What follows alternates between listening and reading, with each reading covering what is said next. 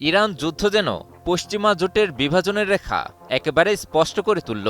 যুক্তরাষ্ট্র যে তার মিত্রদের উপরও আধিপত্যের জাল বিস্তার করে রেখেছে, ইরান যুদ্ধ যেন সেটি চোখে আঙুল দিয়ে দেখিয়ে দিল। আর এ কারণেই কি যুক্তরাষ্ট্রের প্রভাববলয় থেকে বেরোনোর পথ খুঁজছে দেশটির ইউরোপীয় মিত্ররা?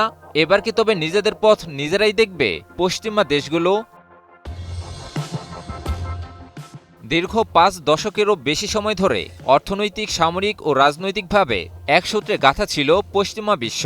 বিশেষ করে যুক্তরাষ্ট্রের নেতৃত্বাধীন সামরিক জোট ন্যাটো ছিল তাদের এই ঐক্যের মূল চালিকা শক্তি। তবে চলতি দশকে এসে ইউরোপীয় দেশগুলোর মোহভঙ্গ হতে শুরু করেছে।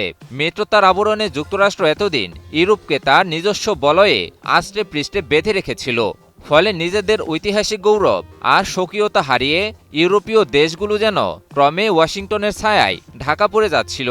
তবে সেই ধাঁধা কাটিয়ে এবার হয়তো ইউরোপ তার হারানো স্বকীয়তা পুনরুদ্ধারের পথ খুঁজছে।